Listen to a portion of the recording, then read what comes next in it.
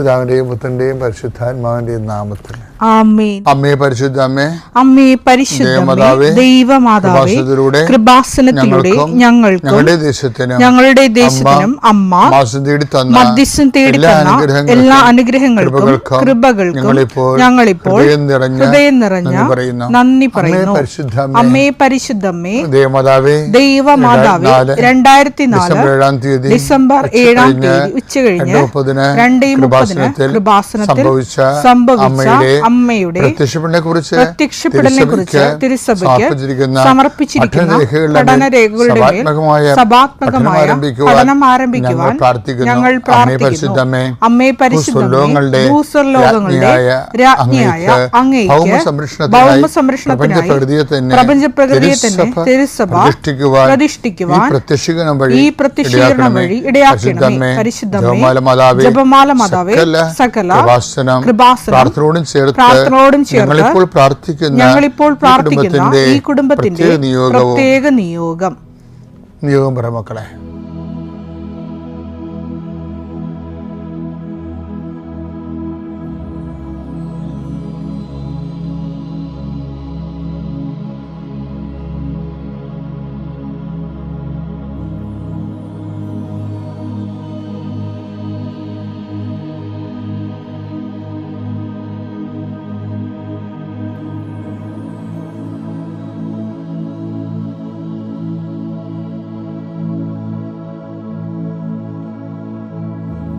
അമ്മയുടെ പ്രത്യക്ഷീകരണത്തിന്റെ ഈ അനുഗ്രഹവേളയിൽ ഞങ്ങൾക്ക് സാധിച്ചു തരുവാൻ കനിയണമേ. ആമേൻ. കർത്താവേ, നിന്റെ ഉന്നതമായ നാമത്തിന് സ്തോത്രം ചെയ്യുന്നു. കർത്താവേ, നിന്റെ വിശുദ്ധ പൗരോഹിത്യത്തെ മഹത്വപ്പെടുത്തണമേ. കർത്താവേ, സഭയിലുള്ള സാന്നിധ്യം പ്രകടമാക്കണമേ. 40 വർഷം ഞാൻ അർപ്പിച്ച കൃപാന്റെ യുഗതിയാൽ കൃപാസനത്താരെ ജീവനോടെ പ്രത്യക്ഷപ്പെട്ട മാതാവിൻ്റെ മധ്യസ്ഥത്താൽ ഞാൻ മക്കളെ ഈശോ നാമത്തെ ആശീർവദിക്കുന്നു. കർത്താവേ, ജോലിയില്ലാത്തവര്, വീടില്ലാത്തവര്, ജീവിതത്തിൽ കലഹങ്ങളും ഭിന്നതകൊണ്ട് പിരിഞ്ഞു താമസിക്കുന്ന ജീവിത പങ്കാളികളെ, കുഞ്ഞുങ്ങളുടെ തെറ്റായ അവസ്ഥകൾ കണ്ട് വിഷമിക്കുന്ന മാതാപിതാക്കന്മാരെ, ശാരീരികമായ രോഗങ്ങളെ അവസരപ്പെടുന്നതും രോഗം ആകുന്നതിന് സമയമെടുക്കുന്നില്ല എന്ന് ഓർത്ത് ഉത്കണ്ഠപ്പെടുന്നവരെയും സമർപ്പിച്ച് പ്രാർത്ഥിക്കുന്നു. ഇന്ന് യാത്ര ചെയ്യുന്നവരെ, ഇന്നത്തെ യാത്രയ്ക്ക് വേണ്ടി വിധവിധമായ ഒരുക്കിയിരിക്കുന്ന ലക്ഷ്യങ്ങൾ, കണ്ടുമുട്ടുന്ന വ്യക്തികൾ, സംസാരിക്കുന്ന സംഭാഷണങ്ങൾ, എഴുതുന്ന രേഖകൾ, ഒപ്പിടുന്ന ഡോക്യുമെൻറ്റുകൾ, പങ്കെടുക്കുന്ന ഇൻ്റർവ്യൂകൾ, സെൻഡ് ചെയ്യുന്ന മെസ്സേജുകൾ എല്ലാം കർത്താവിൻ്റെ കൃപയാൽ നിറയപ്പെടാനും നീ ഇന്ന് തിരികെ എത്തുന്ന സമയത്ത് കർത്താവിൻ്റെ കൃപ നിന്നും നിറഞ്ഞു നിന്നുകൊണ്ട് സന്തോഷം വന്ന് ഉറങ്ങുവാനും ഇന്നത്തെ ദിവസം മുൻനിർത്തി നീ കണ്ടുമുട്ടുന്ന ഓരോ നിമിഷങ്ങളെയും, നിൻ്റെ ഓരോ സമയങ്ങളെയും, സന്ദർഭങ്ങളെയും, എല്ലാ സംരംഭങ്ങളെയും പരിശുദ്ധമ്മ ദൈവമാതാവിൻ്റെ മധ്യസ്ഥത്തിലെ രാത്രിയും തിരിച്ചെത്തുന്നവരെ കർത്താവിൻ്റെ നാമത്തിൽ മാതാവിൻ്റെ മധ്യസ്ഥതയും ഞാൻ നിന്റെ ജീവിതത്തെയും നിന്റെ കുടുംബത്തെയും ഈശോ നാമത്തെ ആശീർവദിക്കുന്നു. വിശ്വാസ പ്രമാണം. സർവശക്തനായ പിതാവും ആകാശത്തിന്റെയും ഭൂമിയുടെയും സൃഷ്ടാവുമായ ദൈവത്തിൽ ഞാൻ വിശ്വസിക്കുന്നു. അവിടുത്തെ ഏകപുത്രനും ഞങ്ങളുടെ കർത്താവുമായ ഈശോ മിശിഹായിലും ഞാൻ വിശ്വസിക്കുന്നു.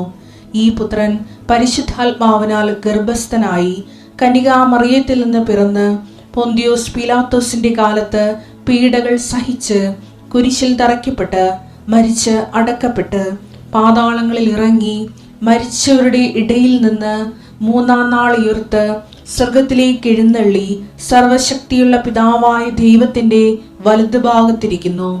അവിടെ നിന്ന് ജീവിക്കുന്നവരെയും മരിച്ചവരെയും വിധിക്കുവാൻ വരുമെന്നും ഞാൻ വിശ്വസിക്കുന്നു. പരിശുദ്ധാത്മാവിലും ഞാൻ വിശ്വസിക്കുന്നു. വിശുദ്ധ കത്തോലിക്കാ സഭയിലും പുണ്യവാന്മാരുടെ ഐക്യത്തിലും പാപങ്ങളുടെ മോചനത്തിലും ശരീരത്തിന്റെ ഉയർപ്പിലും നിത്യമായ ജീവിതത്തിലും ഞാൻ വിശ്വസിക്കുന്നു. ആമേൻ. സുഖസ്ഥനായ ഞങ്ങളുടെ പിതാവേ, അങ്ങയുടെ നാമം പൂജിതമാകണമേ. അങ്ങയുടെ രാജ്യം വരണമേ. അങ്ങയുടെ തിരുമനസ് സ്വർഗത്തിലെ പോലെ ഭൂമിയിലുമാകണമേ. അന്നു വേണ്ടുന്ന ആഹാരം ഇന്ന് ഞങ്ങൾക്ക് തരണമേ. ഞങ്ങളോട് തെറ്റ് ചെയ്യുന്നവരോട് ഞങ്ങൾ ക്ഷമിക്കുന്നത് പോലെ ഞങ്ങളുടെ തെറ്റുകൾ ഞങ്ങളോടും ക്ഷമിക്കണമേ. ഞങ്ങളെ പ്രലോഭനത്തിൽ ഉൾപ്പെടുത്തരുതേ, തിന്മയിൽ ഞങ്ങൾ രക്ഷിക്കണമേ. ആമേൻ. നന്മ തെളിഞ്ഞു മറിയമേ, സ്വസ്തി. കർത്താവ് അങ്ങയുടെ കൂടെ സ്ത്രീകളിൽ അങ്ങ് അനുഗ്രഹിക്കപ്പെട്ടവളാകുന്നു. അങ്ങയുടെ ഉദരത്തിൻ ഫലമായി ഈശോ അനുഗ്രഹിക്കപ്പെട്ടവനാകുന്നു. പരിശുദ്ധ മറിയമേ, തമ്പുരാന്റെ അമ്മേ, പാപികളായ ഞങ്ങൾക്ക് വേണ്ടി ഇപ്പോഴും ഞങ്ങളുടെ മരണസമയത്തും തമ്പുരാനോട് അപേക്ഷിക്കണമേ. ആമേൻ. ലൂക്ക 22:31. ശിമയോൻ ശിമയോൻ, ശിമയോൻ ശിമയോൻ, ഇതാ ഇതാ സാത്താൻ നിങ്ങളെ ഗോതമ്പ് പോലെ പാറ്റാൻ ഉദ്യമിച്ചു. ഗോതമ്പ് മണി പോലെ പാറ്റാൻ ഉദ്യമിച്ചു. എന്നാൽ നിന്റെ വിശ്വാസം ക്ഷയിക്കാതിരിക്കാൻ ഞാൻ നിനക്ക് വേണ്ടി പ്രാർത്ഥിച്ചു. നീ തിരിച്ചു വന്ന് നിന്റെ സഹോദരരെ ശക്തിപ്പെടുത്തണം. അതായത് ഞാൻ കഴിഞ്ഞ കുറച്ച് വർഷം മുമ്പ് ആലപ്പുഴ റേഡിയോ സ്റ്റേഷൻ്റെ അടുത്ത് ഉള്ള പള്ളിയിലാണ് ഇരുന്നത്. എൻ്റെ പള്ളിയിൽ ഇരുന്ന റേഡിയോ സ്റ്റേഷൻ കാണാം. അപ്പം അതിൻ്റെ രസം വെച്ച് കഴിഞ്ഞാൽ ഈ നമ്മുടെ ടെലിഫോൺ എക്സ്ചേഞ്ച് പോലെയല്ല, ഈ റേഡിയോ സ്റ്റേഷന് നല്ല 300 അടി ഉയരമാണ്, 350 അടി ഉയരമുണ്ട്. അപ്പോൾ അതിൻ്റെ എല്ലാ സ്ഥലത്ത് വെച്ച് അത് വലിച്ച് കെട്ടി നിർത്തിയിരിക്കുകയാണ്, സ്റ്റേ സപ്പോർട്ട് ചെയ്തിരിക്കുക. അത് എന്തിനാണ്? ഈ റേഡിയോ സ്റ്റേഷൻ വീഴാതിരിക്കാനാ. ഉയരം കൂടുന്തോറും നമുക്ക് സപ്പോർട്ട് കൂടുതൽ വരും എന്നുള്ളതാണ് റേഡിയോ സ്റ്റേഷനെ പഠിപ്പിച്ചൊരു പാഠം. ഉയരം കൂടുന്നില്ലെങ്കിൽ ഇപ്പം ടെലിഫോൺ എക്സ്ചേഞ്ചിനൊക്കെ പ്രത്യേകിച്ച് വലിച്ചു കെട്ടണ സ്റ്റേ വയറൊന്നും ഇല്ലല്ലോ, സ്റ്റേ കമ്പികളൊന്നും ഇല്ല. റേഡിയോ സ്റ്റേഷൻ നല്ല ഉയരമാണ്, അതുകൊണ്ട് എല്ലാ 4 പാടേക്കും അത് വലിച്ചു കെട്ടണമുണ്ട്. വിശ്വാസത്തിൽ എപ്പോഴും വ്യക്തി വളരുന്നതനുസരിച്ച് കർത്താവ് 2 സ്റ്റേ ആണ് പറയണത്. ഒന്ന്, ഞാൻ തന്നെ നിനക്ക് വേണ്ടി പ്രാർത്ഥിക്കുകയായിരുന്നു. പിന്നത്തെ സ്റ്റേ എന്താണ്? പിന്നത്തത്, നീ തിരിച്ചു വന്ന് സഹോദരങ്ങൾക്ക് വേണ്ടി പ്രാർത്ഥിക്കുകയും അവരെ നിലനിർത്തുകയും ചെയ്യണം. അപ്പോൾ മറ്റുള്ളവരുടെ വിശ്വാസം കെട്ടുപോകാതിരിക്കാൻ വേണ്ടി പരിശ്രമിക്കുന്നതും നമ്മുടെ വിശ്വാസം നിലനിർത്താനുള്ള ഒരു ശ്രമമാണ്. കാര്യം നിങ്ങൾ പല ആൾക്കാരും, ഞാൻ എന്തുമാത്രം ആയിരക്കണക്കിന് പ്രാർത്ഥന ആൾക്കാർക്ക് പറഞ്ഞു കൊടുക്കുകയും പ്രാർത്ഥിക്കാൻ വേണ്ടി പ്രേരിപ്പിക്കുകയും പ്രോത്സാഹിപ്പിക്കുകയും പ്രാർത്ഥിക്കുന്നവരുമായിട്ട് ഡീൽ ചെയ്യുമ്പോൾ എനിക്ക് മനസ്സിലായത്, എല്ലാവരും പ്രാർത്ഥിക്കുന്നുണ്ട്, പക്ഷേ എന്തുകൊണ്ടാണ് പ്രശ്നം വെച്ച് കഴിഞ്ഞാൽ ഈ പ്രാർത്ഥന എന്ന് പറയുന്നത് ഒരു കോമൺ അളവിൽ, ഒരു പൊതു അളവിൽ നമുക്ക് വിശ്വാസം ഉണ്ടെങ്കിൽ നമുക്ക് പ്രാർത്ഥിക്കാൻ പറ്റും. അപ്പോൾ പ്രാർത്ഥിക്കുന്നതിന് ഒരു മിനിമം വിശ്വാസം മതി. പക്ഷെ നടക്കുന്നതിന് മാക്സിമം വിശ്വാസം വേണം. ഞാൻ പറഞ്ഞ മനസ്സിലായി നിങ്ങൾക്ക്? പ്രാർത്ഥിക്കുന്നതിന് ആർക്കും വലിയ വിശ്വാസത്തിൻ്റെ ആവശ്യമില്ല. പക്ഷെ പ്രാർത്ഥിക്കുന്നത് നടക്കണമെങ്കിൽ, ഇപ്പം നമ്മൾ പ്രാർത്ഥിക്കണത് എന്തിനാണ്? ചിലപ്പോൾ നടക്കാം, ചിലപ്പോൾ നടക്കാതിരിക്കാവുന്നതാണ്. ആൾക്കാർ പ്രാർത്ഥിക്കുമ്പോൾ തന്നെ മനസ്സിരിപ്പതാണ്, പിന്നെ പ്രാർത്ഥിച്ചതാണ് എന്ന് വിചാരിച്ചുകൊണ്ട് ഇവർക്ക് തന്നെ ഇവിടെ പ്രാർത്ഥനയിൽ കോൺഫിഡൻസ് ഇല്ല. കർത്താവ് എന്താ പറഞ്ഞതെന്ന് വെച്ച് കഴിഞ്ഞാൽ, നിങ്ങൾ ചോദിക്കുന്ന മുമ്പ് തന്നെ നിങ്ങളുടെ ആവശ്യങ്ങൾ സാധിച്ചു എന്ന് നിങ്ങൾ കരുതണം. അത് വേറെ വിശ്വാസമാണ്. മാർക്കോസ് 11:24. അതിനാൽ ഞാൻ പറയുന്നു, പ്രാർത്ഥിക്കുകയും യാചിക്കുകയും ചെയ്യുന്ന എന്തും ലഭിക്കുമെന്ന് വിശ്വസിക്കുവിൻ. നിങ്ങൾക്ക് ലഭിക്കുക തന്നെ ചെയ്യും. അപ്പൊ ഇതിന്റെ വിഷയം എന്ന് വെച്ച് കഴിഞ്ഞാല് അച്ഛൻ നേരത്തെ എന്താ പറഞ്ഞത്, പ്രാർത്ഥിക്കുന്നതും അതിന് ഒരു മിനിമം വിശ്വാസം ഉണ്ടാകണം. പക്ഷെ പ്രാർത്ഥിക്കുന്നത് ലഭിക്കുമെന്ന് വിശ്വസിക്കാൻ മാക്സിമം വിശ്വാസം വേണം. പല ആൾക്കാരും കിട്ടിയാൽ ഊട്ടി പോയാൽ ചട്ടി എന്ന രീതിയിൽ പൊട്ടക്കിണൻ്റെ മാവിട്ടെറിഞ്ഞ് എറിയണ പോലെയാണ് പല പ്രാർത്ഥന. അത് വെച്ചാൽ അത് അവർക്ക് മിനിമം വിശ്വാസമുണ്ട്, ഒന്ന് ഫയർ ആക്കാനുള്ള വിശ്വാസമുണ്ട്, അത് പ്രാർത്ഥിക്കാനുള്ള വിശ്വാസമുണ്ട്. പക്ഷെ ലഭിക്കണമെന്ന് വിശ്വസിക്കാനുള്ള വിശ്വാസമില്ല. അത് ഒരു പ്രധാനപ്പെട്ട വിഷയമാണ്. അതെങ്ങനെ നേടാൻ പറ്റുമെന്ന് വെച്ച് കഴിഞ്ഞാൽ പലപ്പോഴും ഇപ്പം ഈശോ പറഞ്ഞ പോലെ ഞാൻ നിനക്ക് വേണ്ടി പ്രാർത്ഥിക്കുകയായിരുന്നു. നമ്മുടെ വിശ്വാസം ക്ഷയിക്കാതിരിക്കാൻ നമ്മുടെ ആത്മബന്ധമുള്ള ആരെങ്കിലും നമുക്ക് വേണ്ടി പ്രാർത്ഥിക്കണം. രണ്ടാമത്തേത് എന്താണ്, നമ്മൾ തന്നെ മറ്റുള്ളവരുടെ വിശ്വാസം വർദ്ധിക്കാൻ വേണ്ടി അവരെ പിന്തുണച്ചുകൊണ്ടും അവരെ പ്രോത്സാഹിപ്പിച്ചുകൊണ്ടും വിശ്വാസം വളർത്തണം. അങ്ങനെ വരുമ്പോഴാണ് ഈ വിശ്വാസം നമുക്ക് കിട്ടുന്നത്. എന്താണ്, പ്രാർത്ഥിക്കണം ലഭിച്ചു എന്ന് വിശ്വസിക്കുക എന്നുള്ള വിശ്വാസം നമുക്ക് ലഭിക്കുന്നത്. ഒരുപാട് പേർക്ക് ഒരുപാട് അനുഗ്രഹങ്ങൾ ലഭിച്ചിട്ടുണ്ട്. അതിനെല്ലാം അമ്മയ്ക്കും ഈശോയ്ക്കും നന്ദി പറയുന്നു. എനിക്ക് ആശുപത്രിയിലായിരുന്നപ്പോൾ എനിക്ക് വേണ്ടി ഒരുപാട് പേര് പ്രാർത്ഥിച്ചു. അവരെ എല്ലാം ഓർത്ത് ഞാൻ ദൈവത്തിന് നന്ദി പറയുന്നു. എൻ്റെ പേര് അനുജ, ഞാൻ വൈക്കത്ത് നിന്ന് വരുന്നു. ഞാനൊരു നേഴ്സായിട്ടാണ് വർക്ക് ചെയ്യുന്നത്. ഞാൻ 2017 മുതൽ ഒത്തിരി എക്സാംസൊക്കെ എഴുതി ട്രൈ ചെയ്ത ഒരാളാണ്. IELTS-ഉം OET-യും കണക്കൂട്ടി പറയുവാണെങ്കിൽ ടോട്ടൽ 6 പ്രാവശ്യം OET-യും 2 പ്രാവശ്യം IELTS-ഉം എഴുതിയിട്ടുള്ളൊരു വ്യക്തിയാണ് ഞാൻ. അപ്പോൾ എപ്പോൾ എഴുതിയാലും ഞാൻ കോൺഫിഡൻ്റ് ആണെങ്കിൽ പോലും ഞാൻ ഉദ്ദേശിച്ച മാർക്ക് എനിക്ക് കിട്ടാറില്ല. അപ്പം എഴുതുന്നവർക്കറിയാം, ഒരു OET-ക്ക് തന്നെ ഒത്തിരി ഫീ ആണ് നമുക്ക് പഠിക്കാനും പ്ലസ് എക്സാം എഴുതാനൊക്കെ ഒത്തിരി ഫീ ആകും. അപ്പോൾ നമ്മുടെ കേരളത്തിൽ അല്ലെങ്കിൽ ഇന്ത്യ വർക്ക് ചെയ്യുന്ന നേഴ്സിനെ സംബന്ധിച്ചോളം അത്ര സാലറി ഒന്നും നമുക്ക് ഉണ്ടാവില്ല. അപ്പോൾ നമുക്ക് എക്സാമിന് കൊടുക്കാനുള്ള ഫീ ഉണ്ടാവുള്ളൂ. അപ്പം ഞാൻ ഒത്തിരി പ്രാവശ്യം ട്രൈ ചെയ്തു, എനിക്ക് കിട്ടിയില്ല. അങ്ങനെ 2017, 2018, അങ്ങനെ 2019 അങ്ങനെ ഞാൻ ഫ്രീക്വൻ്റായിട്ട് ട്രൈ ചെയ്തുകൊണ്ടിരുന്നു. അപ്പോൾ ഞാൻ മുംബൈയിലാണ് വർക്ക് ചെയ്തുകൊണ്ടിരുന്നത്. അവിടെ വെച്ചാണ് എൻ്റെ ഒരു ഫ്രണ്ടാണ് എനിക്ക് കൃപാസനത്തിലെ അമ്മയുടെ പത്രം തന്നത്. അപ്പം ഞാൻ നാട്ടിൽ വിളിച്ച് എൻ്റെ മമ്മിയോട് പറഞ്ഞു എനിക്ക് വേണ്ടി ഉടുമ്പടി എടുക്കണമെന്ന്. അപ്പം മമ്മി ഓൾറെഡി ആലപ്പുഴയിലാണ് വർക്ക് ചെയ്യുന്നത്. അപ്പം മമ്മി അങ്ങനെ എൻ്റെ നിർബന്ധത്താൽ മമ്മിയും എൻ്റെ ആൻറ്റിയും കൂടെ ഇവിടെ വന്ന് ഉടമ്പടി എടുത്തു. എൻ്റെ ഈ നിയോഗമായിരുന്നു ഫസ്റ്റ് വെച്ചത്, എനിക്ക് എക്സാം പാസ്സാകണമെന്ന്. അതിൻ്റെ കൂടെ തന്നെ ബാക്കി 5 നിയോഗങ്ങളും വെച്ചിരുന്നു. എങ്കിലും എൻ്റെ ഈ നിയോഗം സഫലമാക്കാൻ വേണ്ടി കുറേ കാര്യങ്ങൾ അമ്മയ്ക്ക് എനിക്ക് വേണ്ടി ഒരുക്കി തരേണ്ടതുകൊണ്ട് തന്നെ അതിനൊത്തിരി കാലതാമസം ഉണ്ടായിരുന്നു. അപ്പോൾ എൻ്റെ മമ്മി 2010 പിന്നെയും ഉടമ്പടി പുതുക്കിക്കൊണ്ടിരുന്നു. എൻ്റെ ഒരു നിയോഗം ഒഴിച്ച് ബാക്കി എല്ലാ കാര്യങ്ങളും അമ്മ മാതാവ് വളരെ വൃത്തിയായിട്ട് വ്യക്തമായിട്ട് എനിക്ക് ചെയ്തു തന്നു. ഞാൻ എന്തോ ആഗ്രഹിച്ചതിനപ്പുറം ഞങ്ങൾക്കൊരു വീട് പണിയണം എന്നുള്ള ഒരു ആഗ്രഹം ഉണ്ടായിരുന്നു. അത് ഞങ്ങൾ എഴുതി നടക്കുമെന്ന് പോലും അറിയാത്തൊരു കാര്യമായിരുന്നു. അത് വെച്ചു. എൻ്റെ വിവാഹക്കാരാണെങ്കിൽ പോലും ഞാൻ വർക്ക് ചെയ്യുവാണ് എങ്കിലും എനിക്ക് നല്ലൊരു സാലറി ഒന്നുമില്ലായിരുന്നു. എങ്കിൽ പോലും എൻ്റെ അമ്മ മാതാവ് നല്ലൊരു വീട് ഞങ്ങൾക്ക് തന്നു. കടം പോലും ഇല്ലാതെ ഒരു നല്ലൊരു വീട് ഞങ്ങൾക്ക് തന്നു. അതുപോലെ തന്നെ അമ്മ തന്നെ വന്ന് കല്യാണം പോലെ തന്നെ എൻ്റെ വിവാഹം വളരെ ഭംഗിയായിട്ട് നടത്തുന്നു. എൻ്റെ വിവാഹം ഈ November 7th നിങ്ങൾക്ക് എല്ലാവർക്കും അറിയാം, സമയത്ത് നല്ല മഴയുടെ പ്രശ്നമൊക്കെ ഉള്ള സമയമാണ്. ഒരു കുഴപ്പവും കൂടാതെ വിവാഹം നടത്തുന്നു. ഈ സമയങ്ങളിലൊന്നും ഞാൻ ഉടമ്പടി എടുത്തിട്ടില്ല. എൻ്റെ മമ്മിയായിരുന്നു എനിക്ക് വേണ്ടി പ്രാർത്ഥിച്ചത്.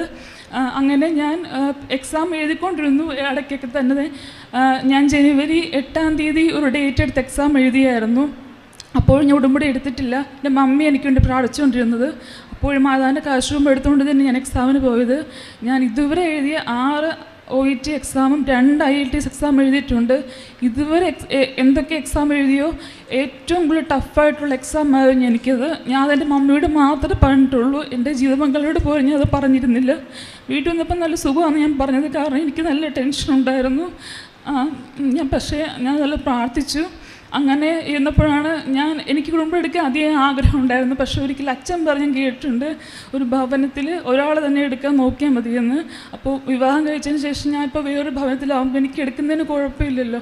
അങ്ങനെ ഞാൻ ജനുവരി 24 അമ്മയുടെ അടുത്ത് വന്ന് ഉടമ്പടി എടുത്തു. എൻ്റെ റിസൾട്ട് ജനുവരി 8 ഞാൻ എഴുതിൻ്റെ IELTS എക്സാം റിസൾട്ട് ജനുവരി 27 വരുന്നതെന്ന് എനിക്ക് മെസ്സേജ് ഉണ്ടായിരുന്നു. അപ്പോൾ ഇൻ്റർനാഷണൽ എക്സാം ആയതുകൊണ്ട് ഒരിക്കലും ആ ഡേറ്റ് അവർ പ്രീപോണ്ടോ പോസ്റ്റ്പോണ്ടോ ചെയ്യില്ല, അന്ന് തന്നെ വരും. എങ്കിലും ഞാൻ 24 വന്ന് ഇവിടെ വന്നു, ഞാൻ ഉടമ്പടി എടുത്തു. എനിക്ക് എന്തെല്ലാം സന്തോഷമായിരുന്നു. എക്സാമിൻ്റെ കാര്യം ഞാൻ അത് ഓർത്തേ ഇല്ല. അങ്ങനെ ഞാൻ ഉടമ്പടി എടുത്തു. മാതാവിൻ്റെ പ്രദക്ഷിണം കഴിഞ്ഞു, കൗൺസിലിംഗ് ഒക്കെ കഴിഞ്ഞു. എനിക്കെൻ്റെ മാതാവിൻ്റെ കാശുരൂപം കൈ കിട്ടി. എനിക്ക് ഒത്തിരി സന്തോഷമായിരുന്നു. അപ്പോൾ ഞാൻ കാശുരൂപമായിട്ട് വന്ന് അമ്മയുടെ അടുത്ത് വന്ന് പ്രാർത്ഥിച്ചു. കാര്യം പറഞ്ഞ് ഞാൻ ഈ എക്സാമിൻ്റെ കാര്യം ഓർത്തില്ല, വേറെ കുറേ കാര്യം എനിക്ക് അമ്മയോട് പറയാനുണ്ടായിരുന്നു. പക്ഷെ ഞാൻ പ്രാർത്ഥിച്ചു കഴിഞ്ഞ് കണ്ണ് തുറക്കുമ്പോൾ എൻ്റെ ഫോണിൽ വന്ന മെസ്സേജ് എനിക്ക് കിട്ടാനുള്ള സ്കോർ കിട്ടിയെന്നുള്ളതായിരുന്നു. ആഴ്ച 27 റിസൾട്ടാണ്. പക്ഷേ എൻ്റെ അമ്മ എനിക്ക് അന്ന് തന്നെ സന്തോഷിക്കാനുള്ള വക തന്നു. അതെൻ്റെ ജീവിതത്തിലെ ഏറ്റവും വലിയ അത്ഭുതമാണ്. അതാണ് എനിക്ക് ഏറ്റവും കൂടുതൽ പറയാനുള്ളത്. കഴിഞ്ഞ 4 വർഷമായിട്ട് അമ്മയുടെ നാടിൽ വന്ന് ഞാൻ പറയാനിരുന്ന ഒരു വലിയൊരു സാക്ഷിയാണ്. ഇന്ന് എനിക്ക് ഒത്തിരി സന്തോഷമുണ്ട് ഇത് പങ്കുവയ്ക്കാൻ പറ്റിയതിന്. അതിന് അമ്മ മാതാവിനെ എനിക്ക് ഒത്തിരി അതുകൂടാതെ കുറേ അനുഗ്രഹം എനിക്ക് തന്നിട്ടുണ്ട്. ഞാൻ കോവിഡ് ഡ്യൂട്ടി ചെയ്തായിരുന്നു ലാസ്റ്റ് 1 year ആയിട്ട്. അപ്പോൾ ഗ്ലൗസൊക്കെ ഇട്ട് എൻ്റെ കൈ രണ്ടിലും ഫംഗൽ ഇൻഫെക്ഷൻ ഒത്തിരി ഉണ്ടായിരുന്നു. അപ്പോൾ ഇൻഫെക്ഷൻ എന്ന് പറഞ്ഞ് നമുക്ക് ഡ്യൂട്ടി ആയിരിക്കാൻ പറ്റില്ല, എല്ലാ നേഴ്സുമാർക്കും അറിയാമല്ലോ. കാരണം നമുക്ക് എല്ലാവരെയും നോക്കേണ്ട ഒരു സമയം കൂടെയാണ്.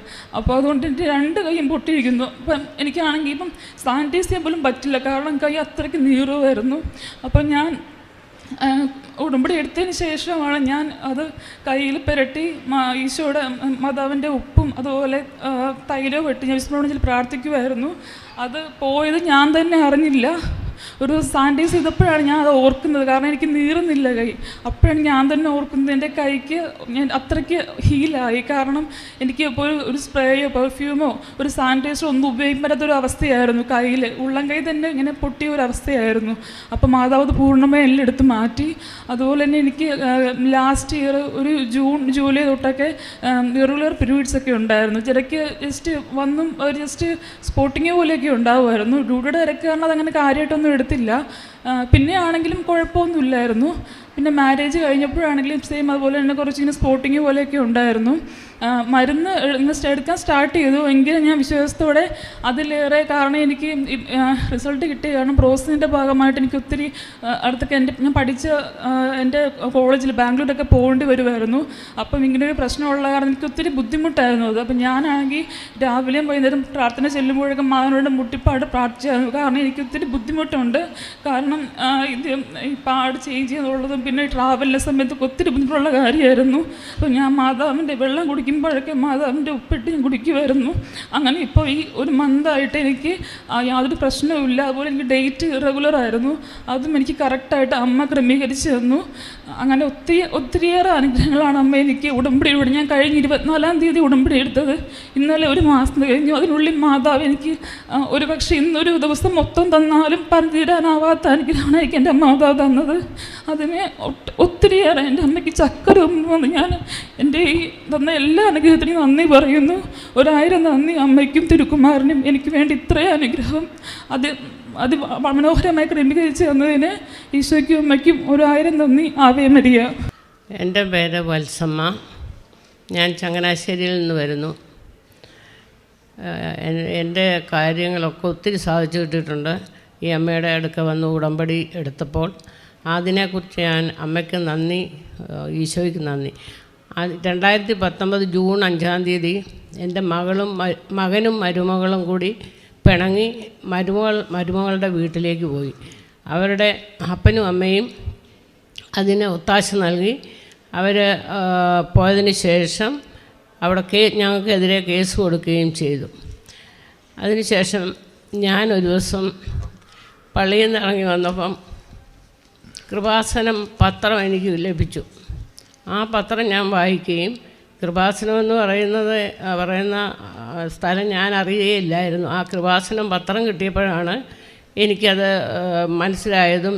അപ്പോൾ ഞാൻ വിചാരിച്ചു, എനിക്കതിൽ നിന്ന് കിട്ടിയ മനോവിശ്വാസത്തോടെ ഞാനിവിടെ വന്നു. ഇവിടെ വന്നതിന് ശേഷം ഉടമ്പടി എടുത്തു. അപ്പം മകനും മരുമകളും പിണക്കത്തിലായിരുന്നതുകൊണ്ട് അവളുടെ വീട്ടിലേക്ക് പോയി. അതിനുശേഷം ഈ കേസ് കൊടുത്തുകൊണ്ട് ഞങ്ങൾ ആകെ വിഷമത്തിലായിരുന്നു. ഒരിക്കലും താങ്ങാൻ മേലാത്ത ഒരു ഭാരമായിരുന്നു ഞങ്ങളുടേത്. പിന്നീട്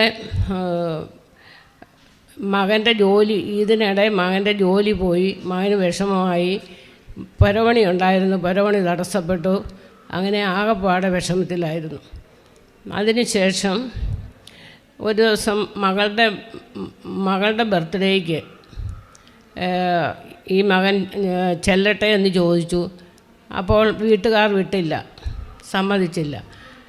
പിന്നീട് ഞങ്ങൾ പ്രാർത്ഥിച്ചുകൊണ്ടിരുന്നു. ആദ്യത്തെ പ്രാവശ്യം ഉടമ്പടി എടുത്തു, പിന്നെ രണ്ടാം പ്രാവശ്യം ഉടമ്പടി എടുത്തു. കാര്യങ്ങളൊന്നും സാധിച്ചില്ലായിരുന്നു. അപ്പം നമുക്ക് സമാധാനം കിട്ടുന്നുണ്ടായിരുന്നു. പിന്നീട് 2020, അതായത് 11 മാസം കഴിഞ്ഞതിന് ശേഷം അവൻ ചുമ്മാ പറഞ്ഞതാണ്, വിളിക്കാൻ ചെന്നതാണ്. അവൾ ഇറങ്ങി വരുമോ ഇല്ലയോ എന്നൊന്നും അറിയത്തില്ല. അപ്പോൾ പരിശുദ്ധ അമ്മയുടെ അത്ഭുതം എന്ന് പറയട്ടെ, പരിശുദ്ധ അമ്മ പ്രവർത്തിച്ച് ആ മകൾ അവൻ്റെ കൂടെ ഇറങ്ങി വന്നു. 2 പെൺകുഞ്ഞുങ്ങളുമായിട്ടായിരുന്നു പോയിരുന്നത്. ആ പെൺകുഞ്ഞുങ്ങളും ഈ മകളും കൂടെ ഞങ്ങളുടെ വീട്ടിൽ വരികയും അങ്ങനെ ഇപ്പം രമ്യതയിൽ പോവുകയും ചെയ്യുന്നു. അതിനുശേഷം ഞങ്ങൾക്ക് ഒരു ആൺകുഞ്ഞിനെ ലഭിച്ചു. 2 പെൺകുഞ്ഞുങ്ങളായിരുന്നു. അതിനുശേഷം ഞങ്ങൾക്ക് ഒരു ആൺകുഞ്ഞിനെ ലഭിക്കുകയും ചെയ്തു. യേശുവിന് 1000 നന്ദി. അമ്മയ്ക്ക് കോടാനുകോടി നന്ദി. അമ്മയിലൂടെ ഈശോ ഞങ്ങൾക്ക് ചെയ്ത എല്ലാ അനുഗ്രഹങ്ങൾക്കും. ഇതുകൂടാതെ ഞങ്ങൾക്ക് രോഗസൗഖ്യം കിട്ടിയിട്ടുണ്ട്. അതുപോലെ തന്നെ ചെറിയ ചെറിയ വളരെയധികം അനുഗ്രഹങ്ങൾ കിട്ടിയിട്ടുണ്ട്. ഇതിനെല്ലാം അമ്മയ്ക്ക് 1000 നന്ദി പറയുന്നു ഈശോയ്ക്കും. എൻ്റെ പേര് അലീന എന്നാണ്. ഞാൻ പെരുമ്പാവൂർന്ന് വരണു. ഞാനൊരു നേഴ്സാണ്. ഞാൻ എൻ്റെ OT എക്സാം പാസ്സായതിൻ്റെ സാക്ഷ്യം പറയാൻ വേണ്ടിയിട്ടാണ് ഇവിടെ നിൽക്കുന്നത്. ഞാൻ 2021 മെയ് 3 ഓൺലൈനായിട്ട് ഇവിടെ ഉടമ്പടി എടുത്തു. ആ സമയത്ത് കോവിഡൊക്കെ ആയതുകൊണ്ട് ഇവിടെ വരാനൊന്നും പറ്റിയില്ല. അതുകൊണ്ടാണ് ഞാൻ ഓൺലൈനായിട്ട് ഉടമ്പടി എടുത്തത്. അത് കഴിഞ്ഞ് ഉടമ്പടി എടുത്തതിന് ശേഷം ഞാൻ ആദ്യം അതിന് മുൻപേ റെഗുലറായിട്ട് ക്ലാസ്സിന് ജോയിൻ ചെയ്തു, കോച്ചിങ്ങിന് വേണ്ടിയിട്ട്.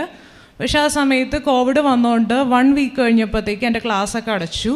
അതിനുശേഷം ഞാൻ ഓൺലൈൻ ഉടമ്പടി എടുത്തു.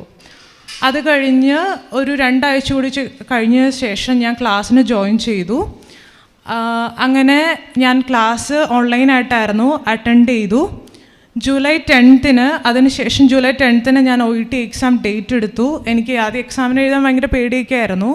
അതുകൊണ്ട് ഞാനിവിടെ വിളിച്ച് പ്രാർത്ഥിക്കാനൊക്കെ ഞാൻ പറഞ്ഞായിരുന്നു. അങ്ങനെ OET എക്സാം എഴുതി. ജൂലൈ 10 എക്സാം എഴുതി. 29 റിസൾട്ട് വന്നു. ഫസ്റ്റ് ചാൻസിൽ തന്നെ എനിക്ക് എൻ്റെ OET എക്സാം ക്ലിയർ ചെയ്യാൻ പറ്റി. അപ്പോൾ ഇത്രയും വൈകിയതിന് ഞാൻ മാതാവിനോട് ഞാൻ മാപ്പ് ചോദിക്കുന്നു. ഞാൻ അയർലൻഡിലോട്ടാണ് എൻ്റെ പ്രോസസ്സിങ് സ്റ്റാർട്ട് ചെയ്തത്.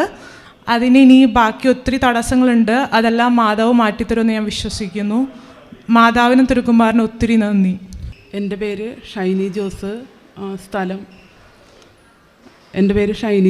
സ്ഥലം തൃശ്ശൂർ ജില്ലയിലെ മണ്ണമ്പേട്ട. ഞാൻ 3-4 നിയോഗങ്ങൾ വെച്ചിട്ടുണ്ടായിരുന്നു. അതിൽ പ്രധാനമായിട്ടും എൻ്റെ ഭർത്താവിന് 2 വർഷത്തോളമായിട്ട് വിദേശത്ത് നിന്ന് നാട്ടിൽ വന്നിട്ട് തിരികെ പോകാൻ പറ്റാത്ത അവസ്ഥയിലായിരുന്നു. അപ്പോൾ ഇവിടെ വന്ന് ഉടമ്പടി നിയോഗത്തിൽ ആ നിയോഗം എഴുതിയിട്ടുണ്ടായിരുന്നു. അപ്പോൾ അതിവിടെ വന്ന് പ്രാർത്ഥിച്ച് 2 മാസത്തിനകം ആൾക്ക് വിദേശത്തേക്ക് പോകാനായിട്ട് സാധിച്ചു. പിന്നെ എൻ്റെ കവിളിൽ ഇങ്ങനെ കറുത്ത പാട് പോലെയൊക്കെ ഉണ്ടായിരുന്നു. പെട്ടെന്ന് ഒരു ഡോക്ടറെ കാണിച്ചപ്പോൾ അത് ബയോപ്സി എടുക്കണമെന്ന് പറഞ്ഞു.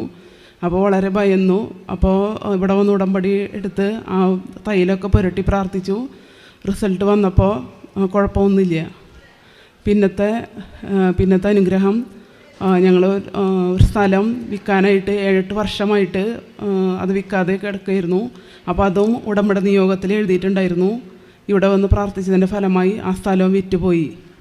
ഇത്രയും അനുഗ്രഹങ്ങൾ തന്ന മാതാവിന് കോടാനുകൂടി നന്ദി. എൻ്റെ പേര് ജോസഫ് ഇമാനുവൽ എന്നാണ്. ഞാൻ വെള്ളൂരിൽ നിന്ന് വരുന്നു, കോട്ടയം വെള്ളൂരിൽ നിന്ന്. ഞാൻ മാതാവിൻ്റെ ഒരു അനുഗ്രഹം ഞങ്ങളുടെ കുടുംബത്തിൽ കിട്ടിയതിന് നന്ദി പറയാൻ വേണ്ടി ഞാനിവിടെ നിൽക്കുന്നത്. ആദ്യമേ ഞാൻ അനുഗ്രഹം വിവരിക്കാം. ഞങ്ങൾ 2020 ഇവിടെ വന്ന് ഉടമ്പടി എടുത്തിരുന്നു. ആ ഉടമ്പടിയിൽ ഞങ്ങൾ വെച്ച 2 നിയോഗങ്ങൾ എനിക്ക് സാധിച്ചു കിട്ടി. അതിലൊന്നാണ് വൈഫ് OET എക്സാം എഴുതിയായിരുന്നു. OET എക്സാം എഴുതി 3 പ്രാവശ്യം എഴുതി, 3 ഫെയിലായി. 4ാമത്തെ OET എക്സാം ഞങ്ങൾ പാസ്സായി. അതുവഴി ഞങ്ങൾക്ക് UK മൈഗ്രേറ്റ് ചെയ്യാൻ സാധിച്ചു. പിന്നെ ഞങ്ങളുടെ അലൈനിലാണ് ഞങ്ങൾ താമസിക്കുന്നത്, UAE അലൈനിൽ. ഞങ്ങളുടെ ഹോസ്പിറ്റലിൽ ടെർമിനേഷൻ ഉണ്ടായിരുന്നു. ആ ടെർമിനേഷൻ ലിസ്റ്റിലൊന്നും പെടാതെ ഞങ്ങളുടെ നിയോഗത്തിൽപ്പെട്ട ഒരു കാര്യമായിരുന്നു അത്. ജോലിക്ക് കുഴപ്പമൊന്നും സംഭവിക്കല്ലേ എന്ന് പറഞ്ഞ് ഞങ്ങൾ നിയോഗത്തിൽ വെച്ചിട്ടുണ്ടായിരുന്നു.